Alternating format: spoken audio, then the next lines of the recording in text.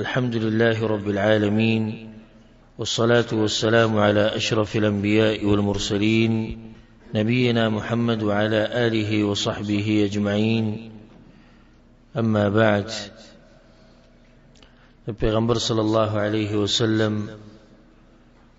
دا مبارک سیرت بیانیدو او پاغی کی واقعه دا احد بیانیده. دا آغا لوی جنگ او دا آغا تاریخی لوی واقعی تذکیره روانه و چی پاغی کی مسلمانانو قسم قربانیانی ورکڑی وی دا اللہ سبحانه وتعالی دا رضا کولو دا پاره. دا دغی مبارکی واقعی پا بیان کی اخیرنی حصہ ده چی بدی کی با منگ دا اللہ پا توفیق سره آغا درسونا و آغا عبرتونا بیانو کم چې په دې واقعه کې موږ تخکاره شوي دي او د مؤمن شان دا دی چې د هرې واقعې نه عبرت او فایده اخلي. د مؤمن شان دا دی چې د هرې واقعې سره ودرېږي او په هغې کې سوچ او فکر کوي. یو څو فایدې به بیانې کو او اکثر فواید د دې غزا غا واقعا او سیرت چې موږ بیانونو دغه په منځ کې بیان شوی، خو بیا هم د یاد دهانۍ لپاره په دویم پیر به بیان شي. د الله سبحانه وتعالی په هر کار کې حکمتي او په دې کې ډېر حکمتونه دي چې ولې دا جنگ اول د مؤمنانو په طرف او بیا دغې نه بعد د مشرکانو په لاس کې شو. نو اولنی درس او فایده په دې غزا کې هغه دا ده چې دا طریقه ده د الله سبحانه وتعالی، دا طریقه د الله سبحانه وتعالی ده چې کله به مؤمنان زورور کیږي او کله به په دوی باندې خلق زورور کی، او په دې کې د الله حکمت ته وجه ده که چېرته په هر ځای کې مؤمنانو ته فتح ملاویږي نو بیا د دې مؤمنانو سره کافران هم ورننوځي. هغه به موږ چې موږ ملګري یو د پیغمبرانو او موږ ملګري یو د مؤمنانو، ځکه چې دا خبر به هغوی ته واضح شي چې بیلل خو پکې نشتی، نقصان نشتی، تاوان نشتی. نو چې تاوان نشتی نو بیا موږ هم د مؤمنانو ملګري یو. نو الله سبحانه وتعالی دا امتحان کله په مؤمنانو داسې راولي چې دوی کمزوري شي. فایده د هغې راوځي چې د مؤمن او د غیر مؤمن پکې پته ولګي، لکه څنګه چې دلته په دې غزا کې منافقان پاتې شو. دغه شان د بهر نه چې کوم کافرانو د مؤمنانو د حال ولیدو نو هغوی وایي چې موږ د مؤمنانو سره نشو ملګری کېدی. ولې؟ وایي په دوی باندې خو سختي هم راځي، په دوی خو تکلیفونه هم راځي. نو په دې کې اولنۍ فایده دا شوه چې دا د الله سبحانه وتعالی طریقه ده چې همیشه به مؤمنان زورور نه، بلکې کله به داسې حالات هم راځي چې مؤمنان به کمزوري کیږي. او حکمت او فایده باغی کې دا ده چې د مؤمن او د غیر مؤمن پکې فرق راښکاره شي. دویمه فایده هغه دا ده په دې غزا کې هغه ده چې دا خبره موږ ته واضح شوه چې د پیغمبر د خبرې د نه منلو څومره لوی نقصان دی، او صحابه کرامو په دې خبره باندې پوه شو. ځکه بیا هغو د مخکې نه احتیاط ډېر کو، خو د دې نه بعد بیا ډېر زیات احتیاط کو. پیغمبر صلی الله علیه وسلم 50 کسان په غره له پاسه کېنولي چې تاسو به نه راکوزېږئ په هر حال کې. د هغوی نه راکوز شو 40 کسان او لس بر پاتې شو په هغه باندې خالد ابن الولید د شانه حمله وکړه او غلس ونه شهیدان کړو دغه د لاس جنگ چې نو په بل طرف واوړېد او بل الله سبحانه وتعالى دا خبري جوابم کړي قران کې او موږ تیر شي درس کې دا موضوع بیانول چې د وحود تذکره په قران کریم کې مالته د آیت مونږ بیان کړو کچرته څوک دا ته پوښتنه کوي چې ولې په دې جنگ کې دې حالات رالو الله ول جواب ورکړی دی هو من عند انفسکم دستاسو دلاس چې کله پیغمبر ته واستوي چې نه برا کوزيږي نو تاسو ولې را کوزي دی حالکه الله سبحانه وتعالى خلوز رښتینه کړو لکه څنګه چې الله سبحانه وتعالى په قران کې وایي ولقد صدقكم الله وعده او یقینا رښتینه کړو الله خپل وعده کې جنگ ولنی حصہ د مؤمنانو سره اذ تحسونهم باذنه حتى اذا فشلتم وتنازعتم في الامر وعصيتم من بعد ما اراكم ما تحبون الله کله چې تاسو په خپلو کې وران شوي یعنی بعضو کسانو وی کوزیږي بعضو یې نه کوزیږي وعصيتم او د پیغمبر د خبرې نافرمانی مو کړه د غینه بد پتا سو باندې د حالات رالو نو دا غټه فائدہ په دې غزا کې غدا چې د پیغمبر د نافرمانی کولو دومره غټ نقصان دی خدای صحابه کرامو او غوچت مؤمنانو دوی دې نافرمانی نه کړی لکه څنګه چې زمونږ د نافرمانیانی دي خو هغه دوی چې بس مخامخ مال غنیمت تقسیمی او جنگ منګو غټو نور بګی پاتې سنت ځکه غوړه کوش دا غیب وجود چې د دومره اوچت مؤمنان دي او دومره اوچت خلق دي الله سبحانه وتعالى هغه له دایو قسمه سزا ورکړه او دا وته خو چې وګوره تاسو د پیغمبر خبره ونه منله دغه د لاسه پتا سو باندې د حالات رالو نو ځکه زموږ نصيحت ته ټول مسلمانانو ته رونو ته خويندو ته چې د پیغمبر د نافرمانی کولو ډېری سزاګانې دي چې الله بعض په دنیا کې ورکړي او بعض په آخرت کې د سزاګانې ورکړي او په سورة النور په آخر کې الله سبحانه وتعالى دا خبره کړې ده فليحذر الذين يخالفون عن امره وديري هغه کسان چې د پیغمبر د خبرې خلاف ورزي کوي ان تصيبهم فتنه او يصيبهم عذاب اليم چې یا به الله فتنه راولي او یا به دردناک عذاب راولي د فتنې مراد مفسرین دلته ډېر خبرې کړې دي یو خبره وي د فتنې مراد چې الله به توفیق بول نور کوي د عبادتو او همیشه به په ګناونو کې اخته دم د الله غټ عذاب دی د شند فتنې نه د مراد دی وی کافر بشي دا سړی کوم سړی چې پیغمبر خبره نه مانی او داغه د خبرې خلاف ورزي کوي یو ورځ به دي سړی چې څه بشي کافر بشي وي بعض علما وی د فتنې نه مراد یعنی دی به په بدعاتو کې واقع شي او دا واضح ده چې دوه خبرې یا د پیغمبر ده او د پیغمبر په مقابله کې د بل چا خبره ده نو چې ته د پیغمبر غپرې دی او بل نوې خبرې رانی سو جوړي نو ته په بدعاتو کې واقع شي دغه شان بازوی چې د فتنې نه مراد ده چې الله به په ذلت راولي په دنیا کې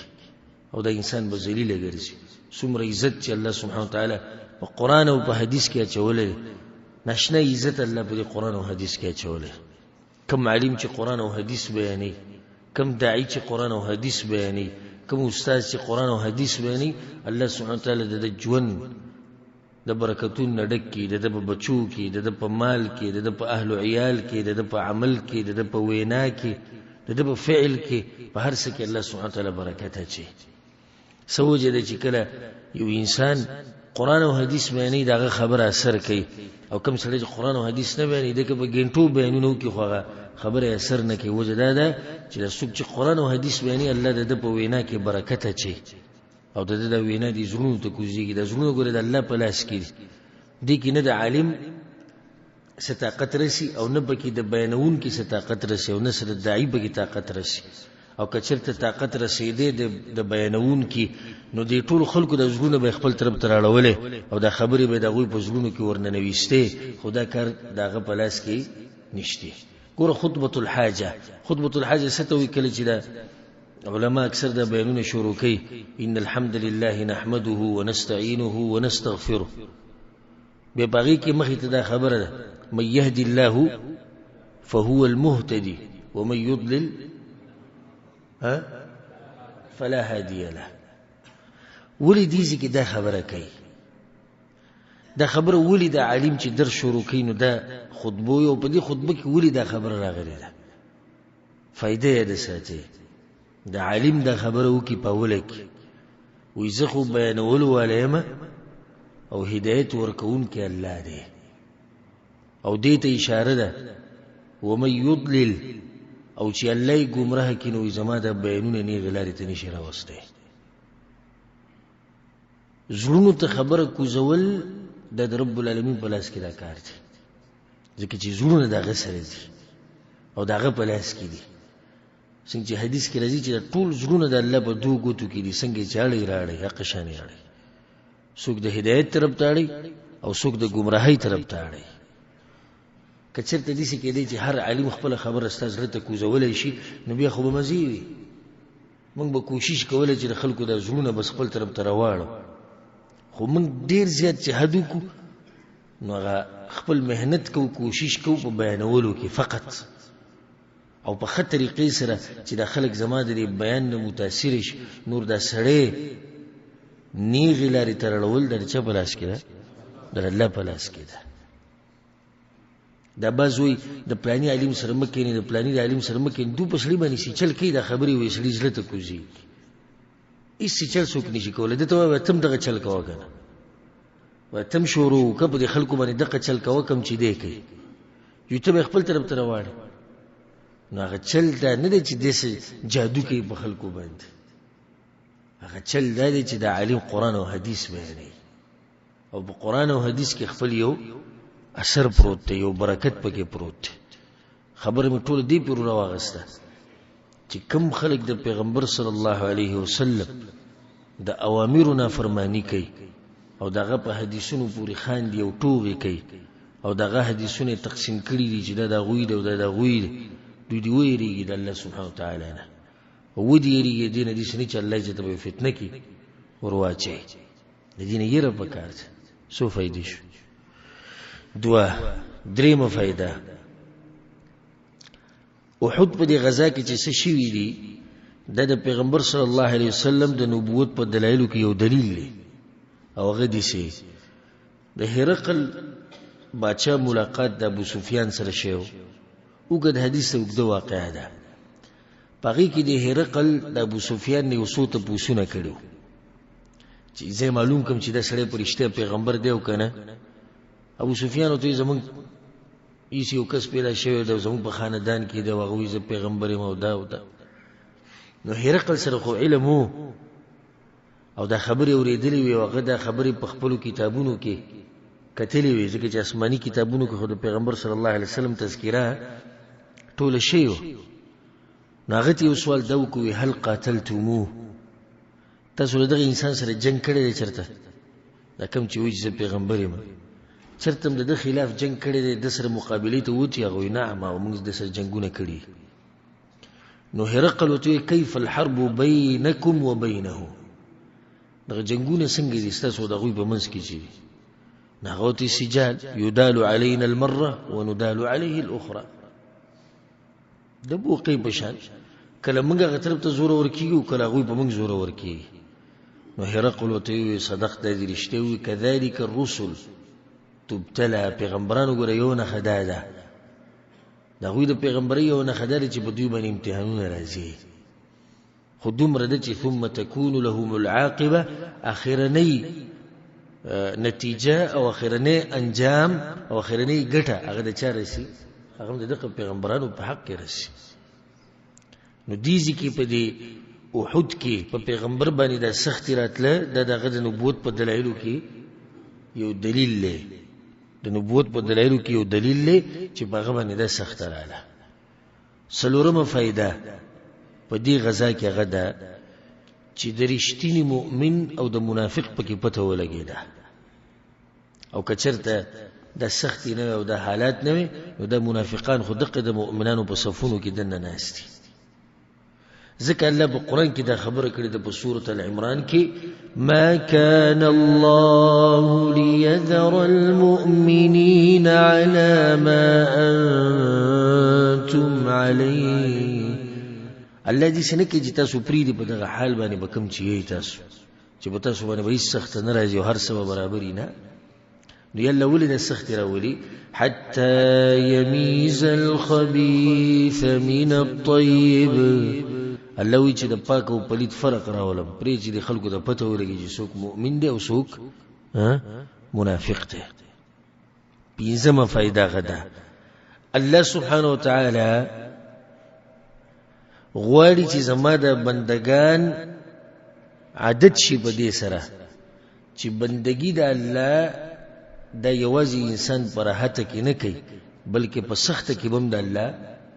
بندگی کې د تربیت ولا ور کوي ډیر خلک دي سې دي لکه نن سبا ډیر زیات تاسو به یې چې دوی پر راحت کې د الله ډیر ښه بندگی کوي خو چې کله به سخت راشي نو بیا د سخت سره نه عادت نو باغی کې ګډ وډي شروع کی به د دوی په عکس باندې خلک شتي چې د الله بندگی کوي په مصیبتونو کې خو چې کله په حالات برابر شي نو بیا ته الله يرشي ذکر الله سبحانه وتعالى د خلکو ناشنا حال ذکر کړی په سورۃ الحج کې ومن الناس من يعبد الله على حرف الله بس خلق زما دي سي بندگی کوي چې لکه په یو مقصد کوي یو فائدې لټولو د پاره کوي فإن أصابه خير اطمأن به کچته څه فائدو ته ملو شي په عبادت کې نو ډیر مطمئن شي یره ډیر مزیدار دین دی زار شمه د دین نو د اسلام نه سناشنا دین دی وې سرشتینه دین دی دا ولي چې څه ته ملو شو فائدو ته ملو شو چې فائدو ته ملويږي د مزیدار دین فإن أصابه خير اطمأن به بدي توكيدا وإن أصابته فتنة او کچر تراشی په دبند امتحان غربت بل مصیبت بیماری نور دي ستیر مسائل دي چې الله پای کې اخته کی امتحان دی انقلب على وجهه الله يووي زما دین نبی بأغه دین چې د مطمئنو چې کله ته فائدہ ملو شو هغه دین باندې به دیني مطمئن نتیجه سره وزي خسر الدنيا والآخرة ذلك هو الخسران المبين اللوي تاوان بتاوان کی پریوزی دنیا مبیل و آخرت مبیل ذلك هو الخسران المبين دقیقا تاوان گور صحابه کرامو ته د وحود په غزا کې هر څه پریده زب سوی مچ مالی لګولې دی یا ستړي شوی دی یا خزه او بچي قربان کړي نه لنډه دا چې ځانونه ختم کړي دي ځانونه ختم کړي دي لکه په دې کې واقعه د سعد بن الربيع رضی الله عنه سعد بن الربيع تصور دی اوس کم یو رسول صلی الله علیه وسلم زید رضی الله ولېګو ویلار شه سعد وګور په دې زخمیانو کې کچرته پروتین فاقرئه مني السلام زماره طرف نو ته سلام وای او دا ته چې پیغمبر وایي ته څنګه چې کله هغه بس ورغه نو هغه بالکل فی اخر رمق بالکل په اخرنی مرحله کې ود ژوند ناغه ته سلام وای نو جواب کې وعليك وعلى رسول الله السلام پتاو پیغمبر دې سلام وی څنګه پیغمبر وی پیغمبر ته وای چې د جنت خوشبو رمانه لکی خو زما یو پیغام به ورسه انصار ته زما دی قوم ته او غدا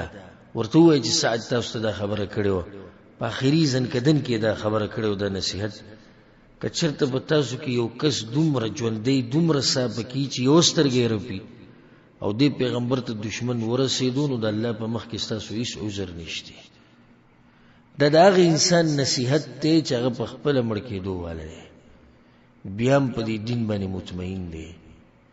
بیا هم د الله سره محبت شته بیا هم د پیغمبر غم دی بیا هم د قران او د حدیث سره غم دی بیا هم د اسلام سره غم دی د دې سره بزرګ کې راغلي نه دي چې موږ د څنګه دین دی چې ما به خپل بدن ختم کو د څنګه دینو چې زب کې نن د ژوند می ختمي خزرانه پاتې شو بچی پاتې شو خسته دنیا پاتې شو نه دا د مؤمن حال له فرحت کې د الله بندگی او دغه شان په سخت کې د الله بندگی بلکې په سخت کې خو بندگی له ډیر زور ورکه وجه دا چې په دې سخت کې انسان د الله د بندگی ته دې نشي جوړې دی لکه څنګه چې وتا پر راحت کې جوړي یو سړی دی غریب دی رزق ګټي بچوله یو زی ته زی بل زی ته زی د منځ ټیم صحیح نه برابرۍ د قران د تلاوت ټیم صحیح نه برابرۍ د دعاګانو ټیم نه برابرۍ او د په دې هر څه کې د الله بندگی کوي د دې بندگی ډیره اوچته بندگی ده نو ځان عادت کوي د دې سره او د وحود د غزانه مونږ ته د درس او فائدې ملوي رب العالمین غواړي چې زما د بندگان عادت شي د دې خبرې سره چې په راحت کې هم زما بندگی کوي او په سخت کې به هم زما بندگی کوي رب العالمین دا په دې خبر باندې موږ پوه کول غواړي صرف دین دا نه دی چې لا اله الا الله محمد رسول الله ډډې مولګول او مزيدي نن سبا غټه دینداري هغه چې څوک پینځه وخت مونږ کې پلان نه خو کنه او به چې د قران تلاوت پکې کوي بیا خو دې ځان په غټو امامانو نه ور کوي او په غټو عابدانو مونږ پینځه وخت مونږ کوي سیدا دې شي جرأتمن شي د یونیم سید لکه خګونګاریو موږ د څه وکړو کنه لکه بیا په یو تمه چې نظم څوک یما او دا کم سړی چې خپل عبادت ته بدی ګوري کنه چې زه ډیر څه کومه په دې باندې الله دا عذاب راولي چې دې لګو عبادتو نه ختم کړي چرته خپل عبادت ته بدی نه ګوري چې زما عبادت څه دی هغه ډیر دی همیشه به تاسو چې زموږ عبادت هغه صحیح عبادت ته زموږ ده دا صحیح عبادت ته مونږه چې کوو دا ټک خطا پته نشي الله به قبول کوي کنه دا سوچ وکړي ځکه مته ستو فائدې ذکر کړو چې جون دي سي تیروا د دوه خبرو په منځ کې چې مشر ویني و زمانه غوړه د نیکانی لري کړی دي چې کشر ویني و زمانه غوړه د ګناونه لک کړی دي او خلک د ځان غوړه حساب وا او په دې موږ ورځان ته چې زه موږ کوم زه درسونو کې کینوم او زه عبادتونه کوم زه زکاتونه ورکوم زه صدقې ورکوم نو عبادت د الله په سخت کې او عبادت د الله راحت کې به دا خبره ده ساته بس خلک دي چې په سخت کې د الله بندگی خکې خو په راحت کې نه کوي دا خلک دي چې ما تاسو ته هغه آیت وورو کنه چې دیو دغه د پاره لګي یو مقصد د پاره چې بیمار شي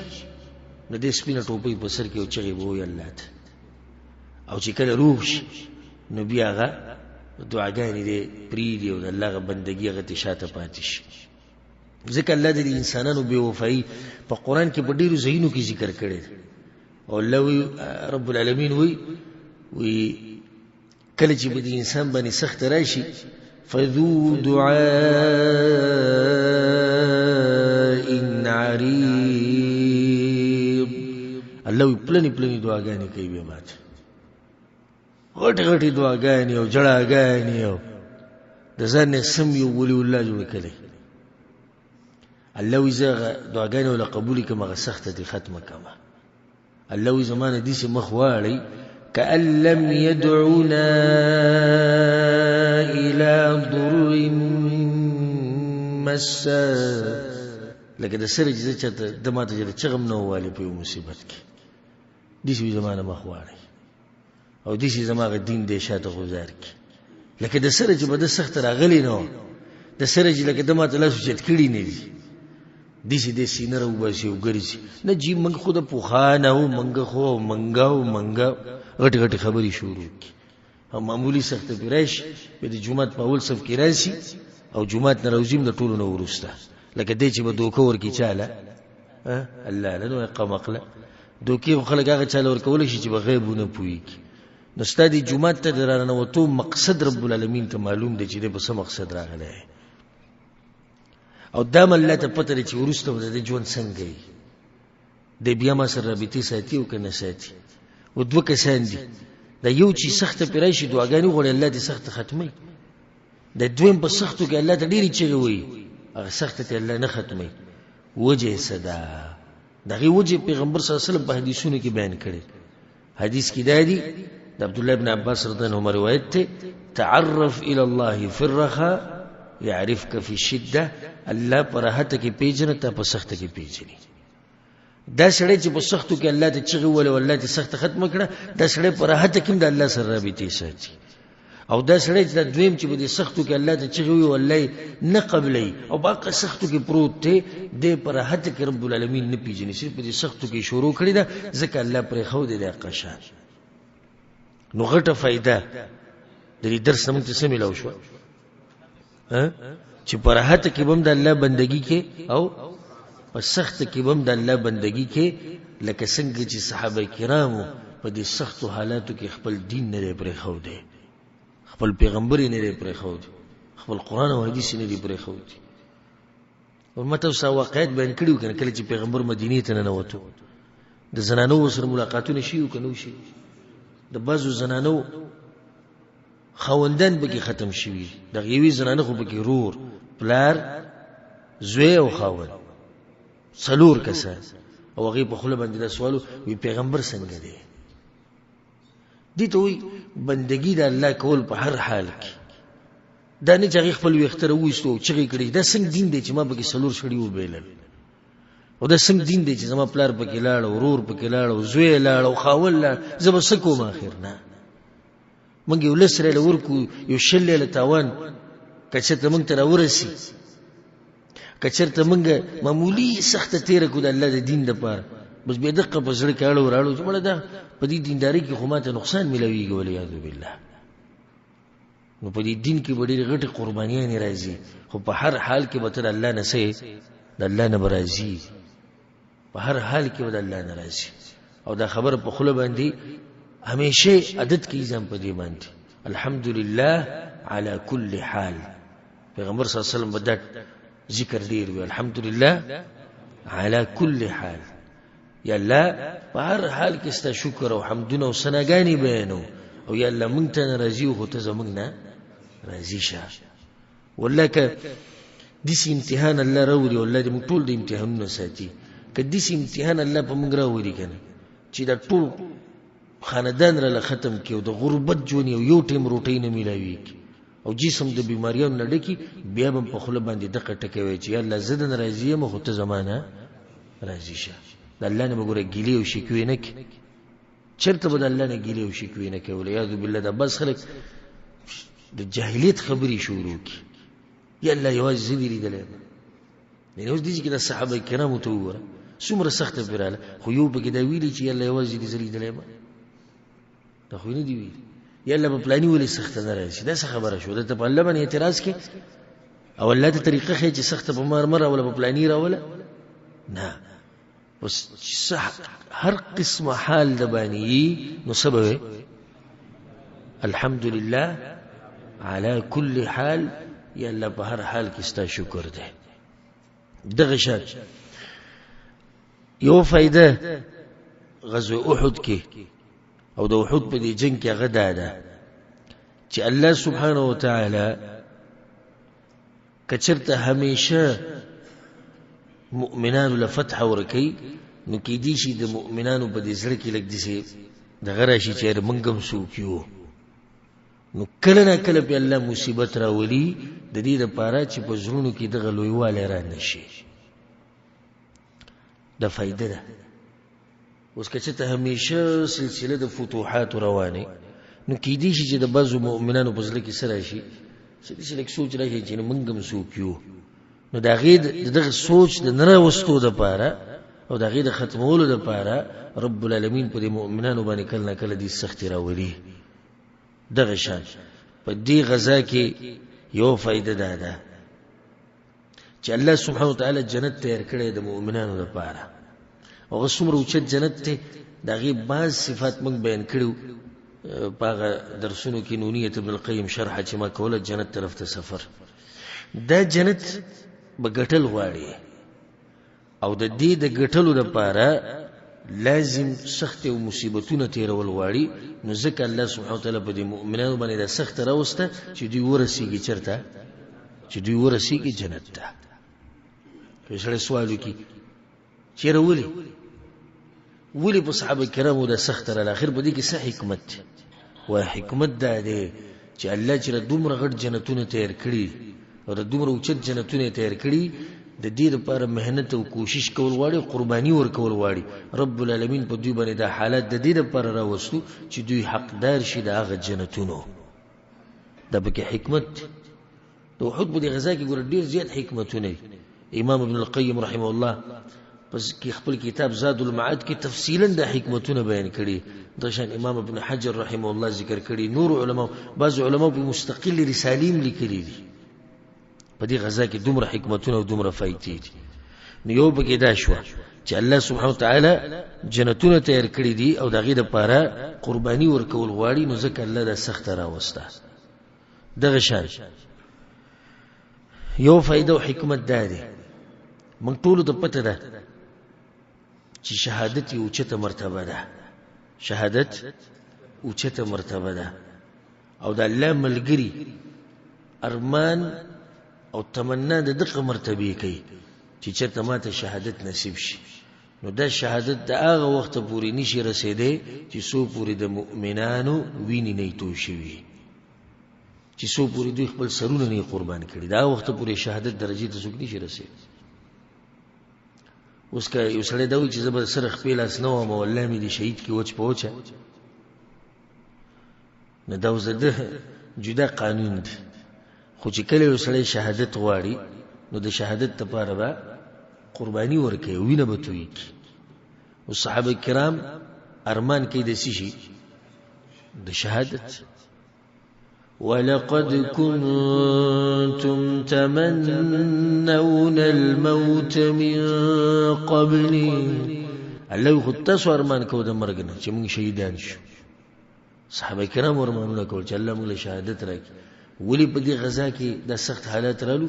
رب العالمین دغه مؤمنانو ته د شهادت د اوچته مرتبه نصیب کوله ځکه په دې حالات رالو چې دوی دغه درجه ته ورسي دغه شان د پیغمبر صلی الله علیه وسلم خوبونه مرشتینی د فائدې دین وروته د دې غزانه او غدي سي چې پیغمبر صلی الله علیه وسلم خوب لیدلو مته څه خوب بیان کړو او په خوب کې پیغمبر صلی الله علیه وسلم درې چې د توري د سوکه چې د خراب شوی ده دغه د توري د سوکه د خراب شوی ده نو بیا دغه تعویل دی وکړو چې زما په کور والو کې وسوک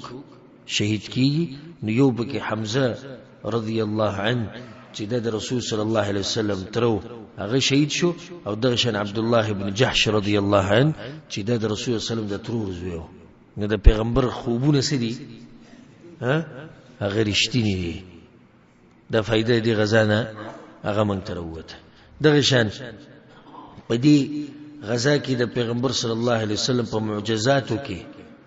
او دغه په د نبوت په دلایلو کې یو دلیل د ښکارا شو چې کله د قتاده رضی الله عنه سترګ راوغسته واپسې ولګوله واقع تصور دی لو کنه دا واقعا موږ د سیرت کې بیان کړی و چې کله هغه باندې گزارو شو دا گزار د لاس دغه یو سترګه راوبې دا په دې ننګي باندې پرته و او هغه په رسول سم پسې ورغه او سترګه ولوي وړه وی رسول زما د سترګه راوتی ده رسول صلی الله علیه وسلم هغه سترګه واپس ولګوله الله سبحانه وتعالى په سترګه کې دومره طاقت او زور واچو چې بیا قتاده رضی الله عنه خپل وی دا کوم سترګه چې زما روغه و د مخ کې نه دی کې دومره طاقت نشته لکه څومره طاقت چې په دې سترګه کې د کوم چې را بيدلې و بهر ده نو د پیغمبر صلی الله علیه وسلم په معجزاتو کې یو معجزه ده دغه شان د رسول صلی الله علیه وسلم د نبوت په دلایلو کې یو دلیل او په معجزاتو کې یو معجزه ده ابی ابن خلف چا مردار کړي پیغمبر صلی الله علیه وسلم په خپل لاسونو مردار کړي نو څه هغه کم دلیل دی د پیغمبر د نبوت چې پیغمبر په مکه کې د تویل وي زبدي وجنه په مکه کې پیغمبر صلی الله علیه وسلم ابی ابن خلف تویل وي زبتا وجنما وما قشانو شو چې ابی ابن خلف پیغمبر صلی الله علیه وسلم په خپل لاسونو مردار کړي د دې غزانه یو فائدہ دار وته چې مشوره وکړي د ملګرو سره په مشوره کې الله ډیر خیر او برکت اچولې او دا مسلمه د بدر په غزا کې ملته بیان کړي او خه تفصیل مولا کړي بیا تفصیل ته ضرورت نشته خو دومره لنډه د خبرې ده ساتي په مشوره کې الله ډیر خیر او برکت اچولې او الله پیغمبر ته وي څومره اوچت انسان دی وشاورهم فی الامر پیغمبر وي د ملګرو سره مشوره کوي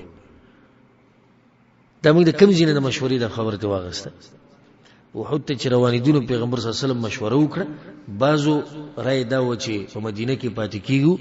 دفاع به وکړو او بعضو سوي وی میدان ته بوزو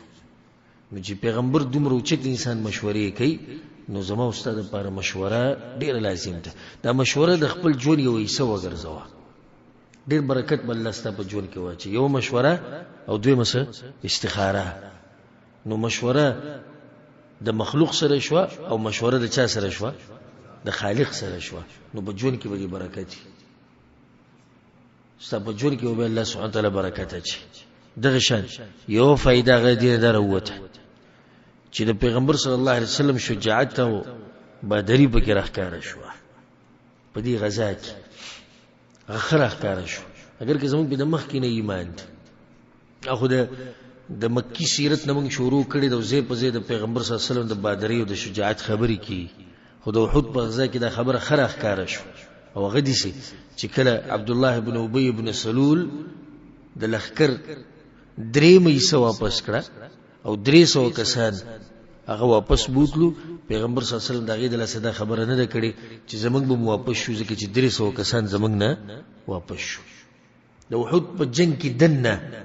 په هغه ځکه د پیغمبر صلی الله علیه وسلم بادری سمره ښکار شو چې کله پیغمبر صلی الله علیه وسلم په باره کې دا خبره نشر شو چې پیغمبر صلی الله علیه وسلم شهید کړي شوی دی نو بیا پیغمبر صلی الله علیه وسلم आवाज وکړ عباد الله د الله بندگانو زدلته با د بدری غټ مثال دی غټ مثال چې یو قوم راغله د دې انسان د وجلو لپاره او د دې انسان د ختمولو لپاره دی او هغه انسان د غوی په منځ کې ولاړ یو د आवाज کوي د الله بندگانو زدلته با خپل ملګرو ته आवाज کوي د بدری غټ مثال دی د رسول الله سلام بدری زې په زې راخاره شوی ده په دغه ځکه د پیغمبر صلی الله علیه وسلم بدری راخاره شوی و چې کله سوز غری واچولې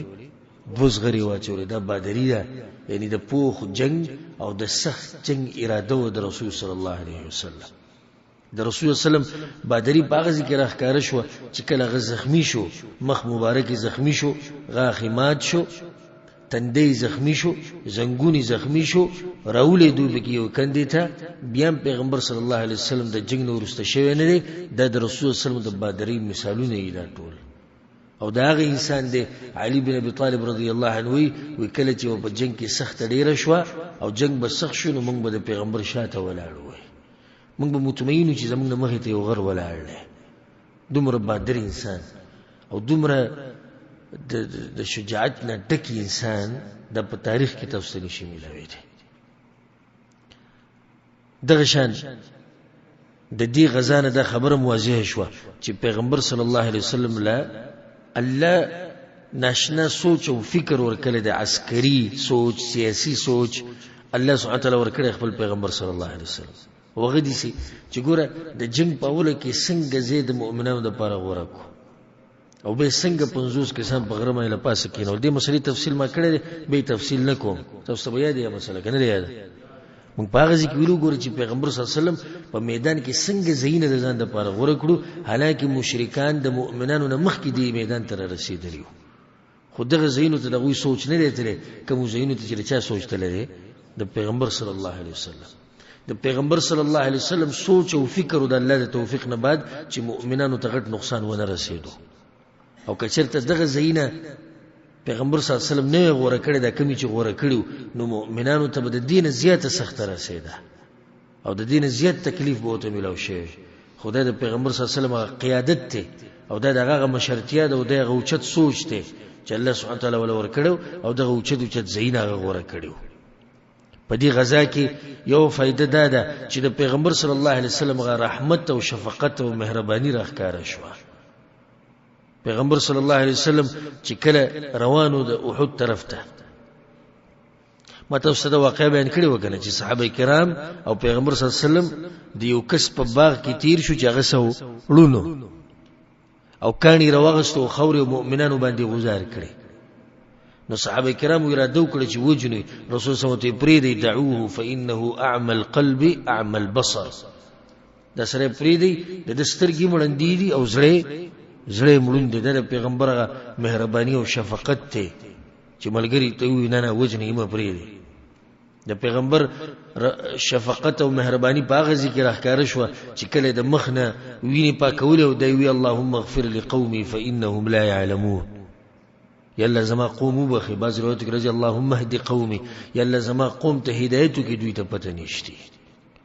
څومره شفقت ته ځکه ته الله دا خبره په قران کې کړې ده چې تما لګلې د انسانيت لپاره رحمت للعالمین ته رحمتي د پیریانو لپاره ته رحمتي د انسانانو لپاره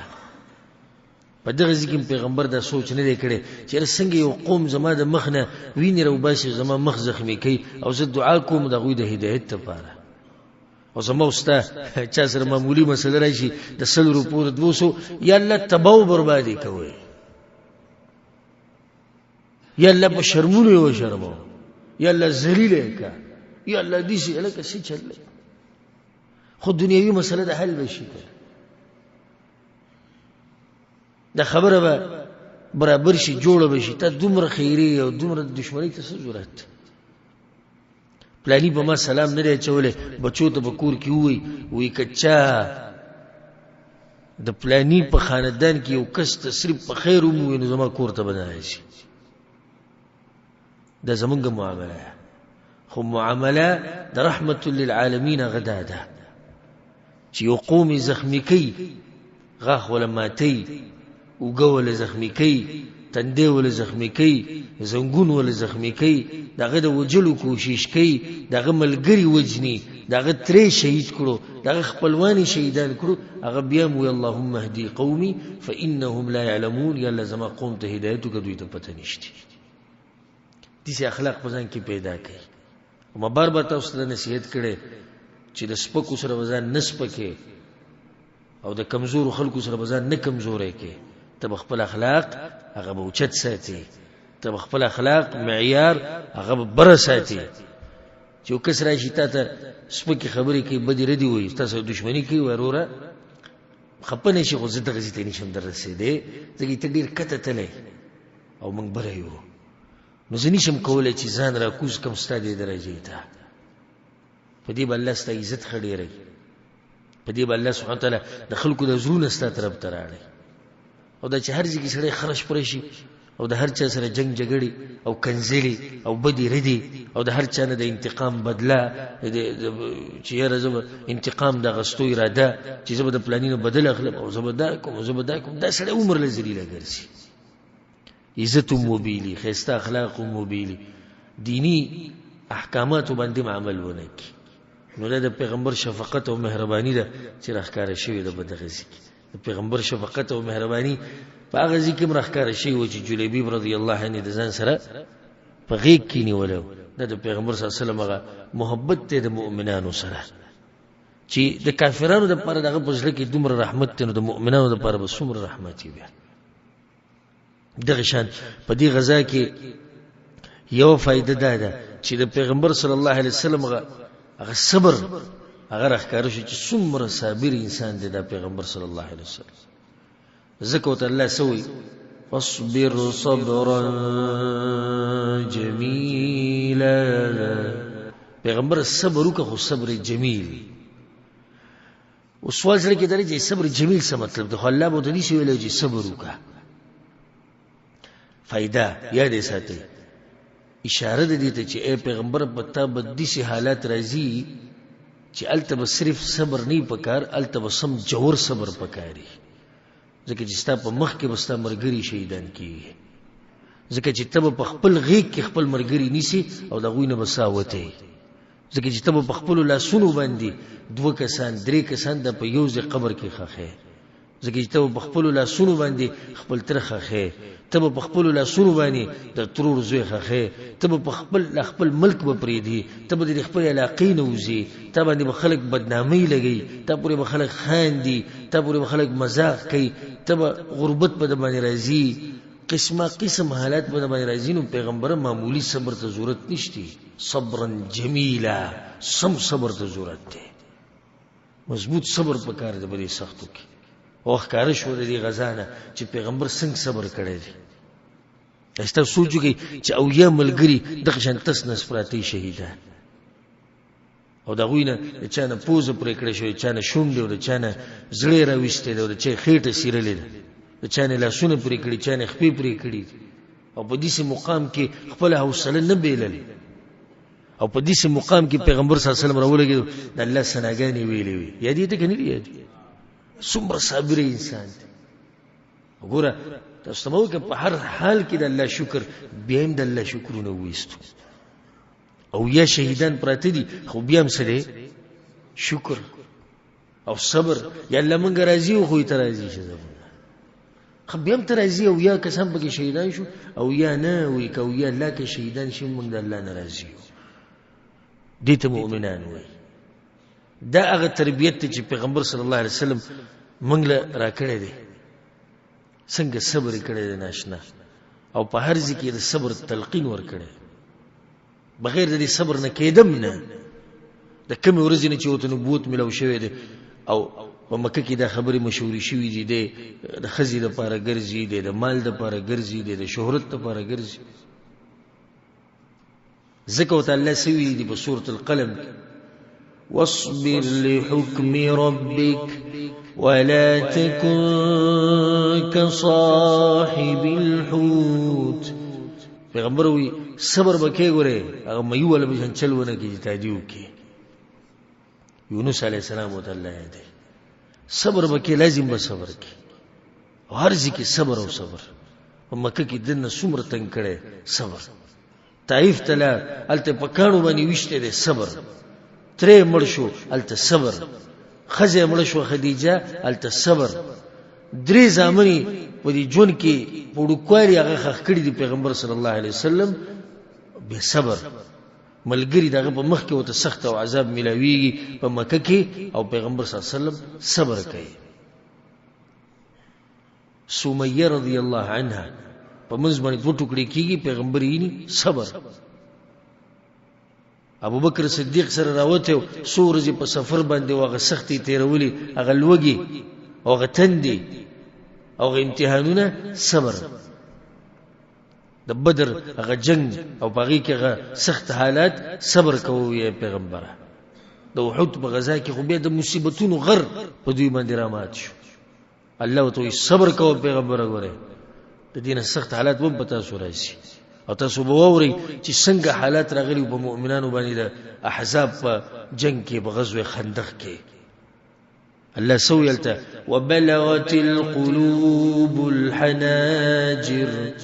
الله دومره سخت ما په مؤمنانو راوستو چې زړونه دي مرو تر رسیدلی وي دومره سخت الله په مؤمنانو راوستو په خندق کې دغه صبر کو دا لګا ده هنالك ابتلي المؤمنون باغزي کې امتحان راغلو په مؤمنانو وزلزلوا زلزالا شديدا الله ما جړ قول وسم د مؤمنان دي چې خو زولي وبدي سختو کې دي سخت برازي مؤمنانو الله تربيت راکې مونږ ته صبر او صبر په هر ځای کې دنیا لګ ژوند دې شپېته او یا کال سلويخ دیرش کال 50 کال صبر او چې صبر دې کړه والله کې جنت ته لاړ شي او چې صبر دې کړه والله کې دې ګناون نه ځان منه کې په سیګریټ کې خوندې خطبه صبر کې په پردي زنانو سره ملاقات کې خوندې خطبه صبر کې حرام پیسې ګټل آسان دي پیسې به ډېری شي خطبه صبر کې سحر منځ ته پاسې د ګران دي د تولې پر خوده ګران دي د خزي د خوا پر خوده ګران ده خطبه صبر کې 15 وخت جمعه تراتله په ټیم باندې په امام په شاته ودرېده ګران کار د خطبه صبر کې په درسونو کې کېناسته اوریده بیانول لیکل د دین نشرول د ګران کار د خطبه صبر کې پیسې د الله په لار کې لګول د ګران کار د خطبه صبر کې jihad کول ګران کار دی خو صبر وکې هر څه د صبر معامله ده او چې صبر دې دلر کو هیڅوم نشي کولای زبر ته قسم خورم چې هیڅوم نشي کولای لازم بالصبر کې خواهشات ډیر څه غواړي نفس ډیر څه غواړي ان النفس لاماره بالسوء دا نفس انسان د بدی طرف ته بوزي، تا ته ډېر ډېر کارونه ښیي، خو ته به صبر کې. هلته جنۍ روانه ده په بازار کې، ښایسته هلک روان دی، نظر به کوز ساتي، صبر به کې. یو سړی د سره دشمنی کوي په ناحقه، شریعت تام منع کوي، ته به د هغه په شان کار نه کوې، زړه به دې خوټ کېږي چې بدل واخلم، خو څه به کې؟ صبر به کې. یو سړی ستا مور خور کنځي کنځلې کوي، ته به هغه شان نه کې، خوټ کېږي به د غوسې نه، خو صبر به کې. غوسه به څکې، غوسه به د خپې لاندې ږدي، صبر به کې. چې صبر ځینې کړی هېڅ هم نشي کولی. نو پیغمبر صبر کړی دی په احد کې، اوس ناشنا صبر یې کړی دی، او هغه موږ ته ښه واضح شو د احد د دې غزا نه. دغه شان په دې کې دا خبره واضحه شوه، او دا ډېره ناشنا فایده چې دنیا سره محبت د هر مصیبت جړله ده. د دنیا سره محبت دا د هر مصیبت جړله ده. څنګه؟ صحابه کرام چې راکوشو د څه دپاره راکوشي؟ غنیمت دپاره. او غنیمت څه دی؟ دنیا ده. ګوره د دنیا سره محبت د هر غم او دړ او تکلیف جړله ده، په دې زړه ولیکئ. او چې دنیا سره د محبت نه و، دومره ښایسته ژوند به تېرې، دومره ښایسته لکه د باچایانو. د باچایانو څه ژوند دی چې کله ستا زړه نه غواړي غټ غټ کورونه، په ارام به خوب کې. چې کله ستا زړه نه غواړي او محبت دې نه د ګاډو سره، په ارام به خوب کې. کله چې محبت دې نه د بنگلو سره، په ارام به ژوند تېرې. چې کله دې محبت نه د ډېرو ریالونو او ډالرو سره، په ارام به ښکلی ښایسته ژوند تېرې. او چې کله دې دنیا په کار وه، ومن کانت الدنیا همه، او څوک چې په دنیا پسې منډې وي، بنګله او کور او ښځه او بچي، او همدقه سوچ او فکر دی، بس دنیا ته مخکې او دی پسې شاته روان، او په لاس یې نه ورځي. ځکه الله سبحانه وتعالی په قرآن کې دا خبره کړې ده چې دوکه کېږي به نه په دې باندې. المال والبنون زینة الحیاة الدنیا. الله وی صحیح ده چې دا مال او زامن په دې باندې دنیا ښایسته ښکاري. انسان طبیعي محبت دی د زامنو سره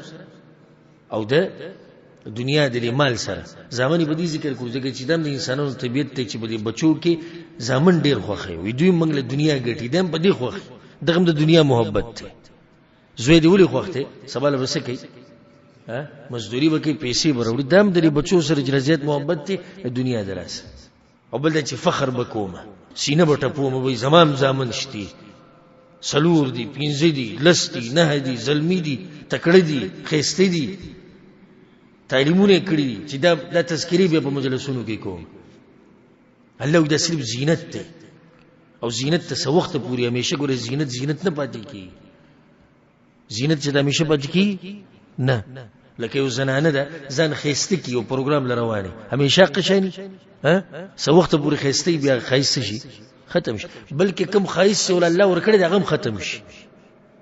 یو جنۍ د 14-15 کالو ده او یو ښځه د 50 کالو ده. فرق دی د ځمکې او د اسمان. زما او ستا د ښایست په ځوانۍ کې زموږ ښایست یو شان دی، چې عمر ډېرېږي هغه ښایسته کېږي،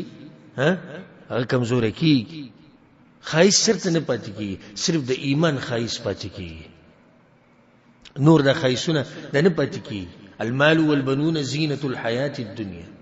خیال الله نو ته خو چې دې سره زړه مه لګوه. نو څه وکړو؟ والباقیات الصالحات. الله وی پاتې کېدونکي نیکو اعمالو له زور ورکوي، دغه فایده مند شی دی. د دنیا سیم کلو والا ده، هسې به هم دا ختمېږي. کل من علیها فان. او چې پیغمبر په دې دنیا کې نه دی پاتې شوی، موت او به کیسه پاتې شو. نن یا سبا زما ستا قیسه ختمه ده. د یو کتاب دی روان دی لیکلی کېږي، زما استاد د کتاب ډېرې پاڼې اورېدلي دي. مشکل دا دی او د سوچ خبره دا ده چې څو پاڼې پاتې دي دا موږ ته پته نشته. وما تدري نفس بأي أرض تموت. او یو نفس هم دا پته نشي په کومه ځمکه باندې ممري. زما استاد په کتاب کې پته چې څومره پاڼې پاتې دي، الله اعلم. او کېدی شي زما استاد د کتاب دا حالي، کېدی شي که نه بن کېدی زما استاد د کتاب دا حالي، اخرنۍ پاڼه یو پاتې دسم کېدی شي. او کېدی شي زما استاد د کتاب دا حالي، خو دا هم الله ته پته. او کېدی شي دا حالي، ښه ډېر کتاب پاتې د ژوند. دا خو الله ته پته کې دي چې سره به پاڼه نه پاتې ژوند ختم شو الله سره ملاقات ټیم نو دنیا سره محبت د هر مصیبت سره جړل ده جړل دنیا سره محبت د زړه نه مکوا ځکه ماته واستویلی چې دنیا په لاس کې ساته چې تا په دنیا په لاس کې ساتي خو د دې لاس نه دي سمره ولا زړه کله دې لاس نه دي زړه ته راوسته کنه نو دنیا به دیم خراب شي او آخرت به دیم تباہ شي ساته په دې کې ساته او دنیا په خپل مله پاسه کو په ځان باندې ته په دنیا باندې لپاسه وسه ځان باندې دنیا مله پاسه کو بلکې ته په دنیا لپاسه وسه ځکه شیخ الاسلام ابن تیمیه رحمه الله ناشنا قول لده او شیخ ابن عثیمین رحمه الله بعضو کتابونو کې دې ته اشاره کړې وی که په مال سور نشوي نو مال به باندې سور شي که په مال سور نشوي مال به باندې سور شي او مال چې باندې سور شي نو تباہ او برباد شي په مال باندې سورېدو څه مطلب دی مطلب دا دی چې مال او دنیا په خپل کنټرول کې ساته چې دین دل خراب نه کی او د دین د دنیا د پاره دین مخ خرابو د دین د پاره دنیا خرابو ما څه د بز ملګری ملو چې ته درس نه راځي بس کارو ګوره د کار د پاره دین سکو پرې خو کمزور کو خو ورځ به دې سره شي چې زه به وورم چې لیک کار کې نه ازمږه درس د دې لګ مؤمنان دي د کار کې نه وي چې چلو نه ویلت چې زمونږ درس مونږ یو عبادت کې مصروف وو د الله لپاره مونږ دا مؤمنان دي چې په دنیا باندې سوار دي او هغه چې د دین د پرې خودو لپاره دنیا را مخې ته کوي په دوی باندې دنیا سوار شوی ده او الله دې چرته دنیا په مونږ نه زور وري او الله دې مونږ همیشه په دنیا زور ورساتي چې دا زمونږ د طاقت لاندې ها دغه شان د دین د خبره موضوع شوی او فائدہ پدې کې چې الله چې کوم لوزو کې نو هغه پوره کوي کوم ځین دا واضح شو فتح ور کړو الله خپل لوز پوره کړي دغه شان پدې کې یو حکمت او فائدہ پدې جن کې غدا الله تربیت ورکو مؤمنانو ته کله پیغمبر مرشي نو دین به نه پرې دی دین به پاتې دا څنګه الله ته پته و چې په دې غزا کې به دا आवाज کیږي چې پیغمبر چا وجلې او چا شهید کړي الله ایتونه نازل کو وما محمد الا رسول نه د محمد صلی الله علیه وسلم مگر یو پیغمبر دی قد خلت من قبل الرسل دغه مخکیم پیغمبران تیر شوی افئن مات او قتل انقلبتم على اعقابكم کچته سو کی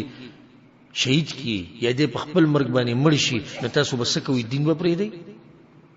د تربیته شو د صحابه کرامو په کوم ځای کې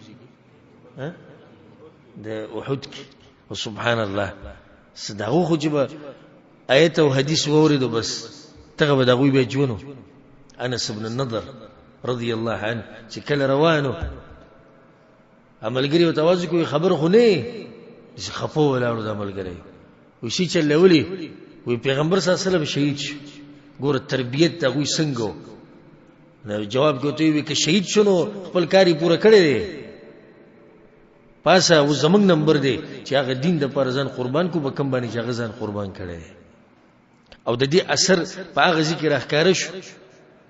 چې کله پیغمبر صلی الله علیه وسلم د دنیا نه لاړ او هغه واقعا ان شاء الله د سیرت په اخره کې بیانو ولله هغه واقعي ته منګه ورسي ولله دې منګ تر ورسي ځکه چې وخت ډیر واړی او انسان په دې یره کې د جون هیڅ پته نه لګي چې کله به د زړه بس ودري خبره به ختم شي زمونږ د زړه د دړکنې لکه په قرض مراغستي دي په سم راغستي په قرض مراغستي یقینا به نشته اکل به مالک وي چې به نور بس ختم او چې زمونږ د زړه د دړکنې زمونږ په لاس کې وي نبي به موږ لږ مطمئن وي چې وایي دا زمونږ خپل دي خدا خپل نه دي دم په قرض دي دا برانم مالک واپس اخلي ناغه واقعه به تاسو تفصیلا بیان کوم چې څنګه پیغمبر د دې دنیا نه تلو او چې کله دا आवाज وشو او د پیر ورځ وه چې پیغمبر صلی الله علیه وسلم د دنیا نه لاړ او صحابه کرام باندې هغه یو ناشنا مصیبت راغله په هغوی باندې ځکه انس بن مالک رضی الله عنه وی پیغمبر چې مدینې ته راننوته د هغه ورځې هغه رونق زه تاسو ته نشم بیانولی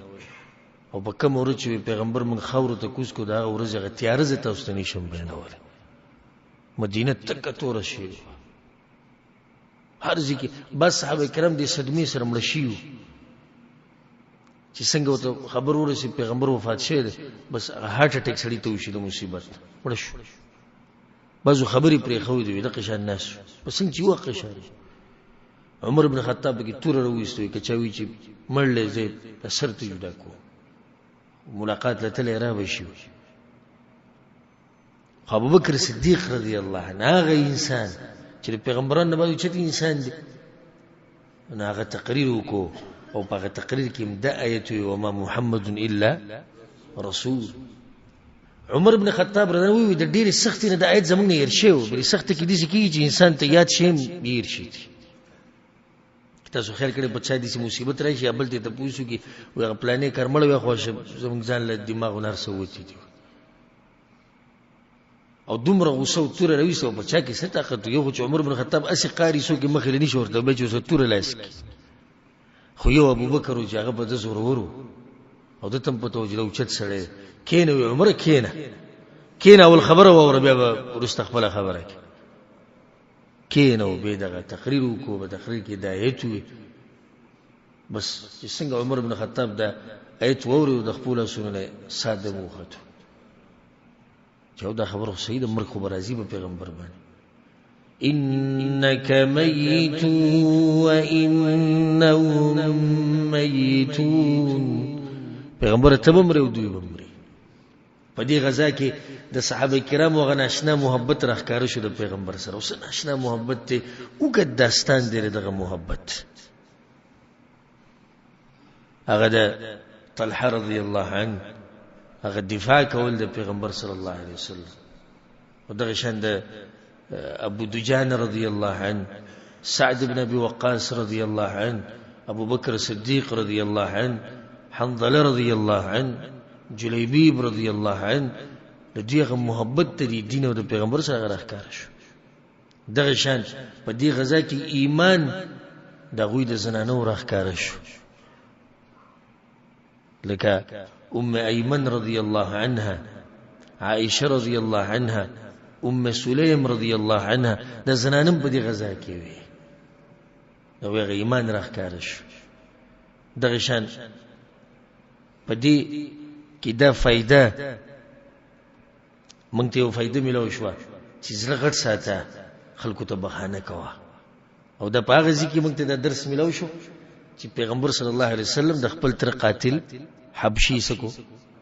معافي کو خدای وته وي زما مخله مرزه او دغه شان حذیفه بن الیمان رضی الله عنه چې کله مؤمنانو باندې د حالات ګډوډ شو نو مؤمنانو دغه پلار یمان رضی الله عنه چې هغه شهید کړو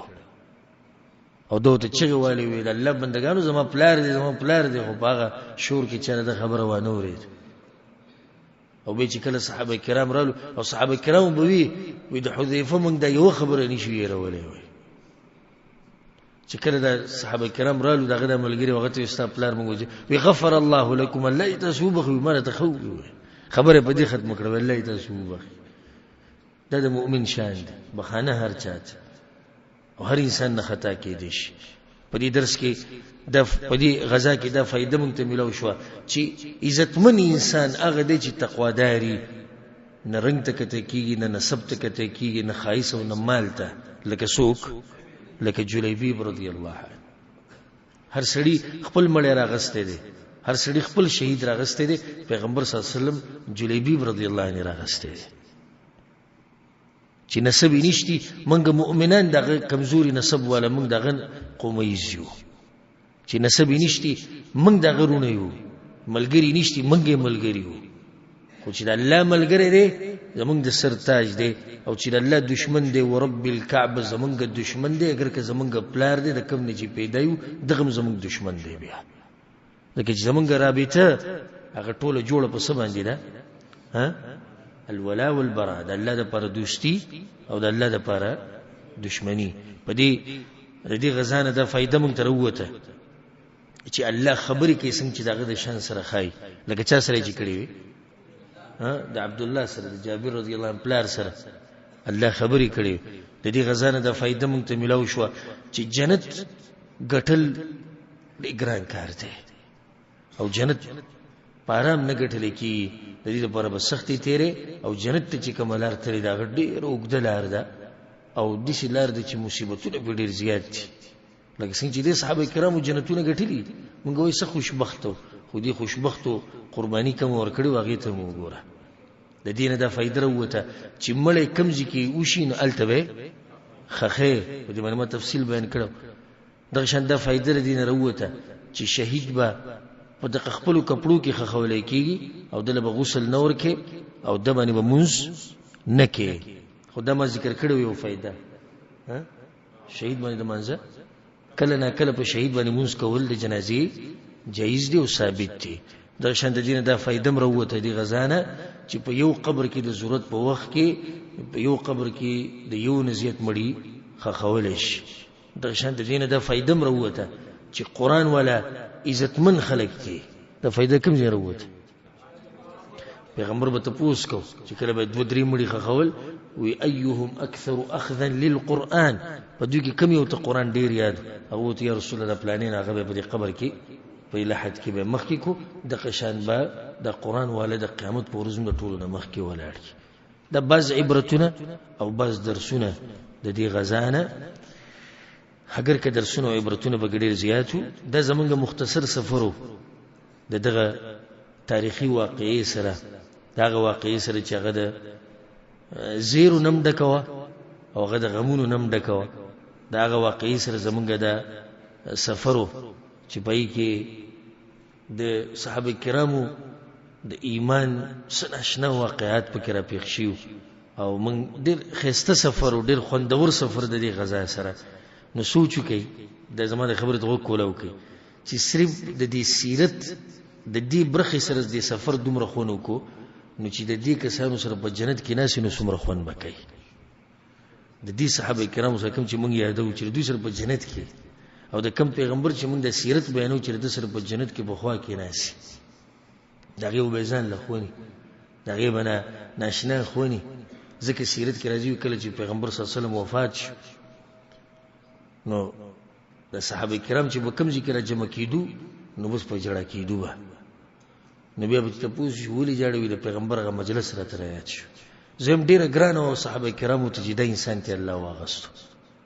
ډېره سخته په هغوی باندې تېره شوې، ډېر غټه سخته پرې تېره شوې. نو الله سبحانه وتعالی د دې تک خطا عبادت ته لاسه او د دې سیرت ته بیانولو او د اورېدو د وضاحت ته لاسه دی. الله سبحانه وتعالی کم ملګري چې دلته ناست دي، څوک چې د بیان اوري، څوک چې ګوري، الله دې موږ ټول په جنت الفردوس کې دغه صحابه کرامو او پیغمبر سره یو ځای کړي.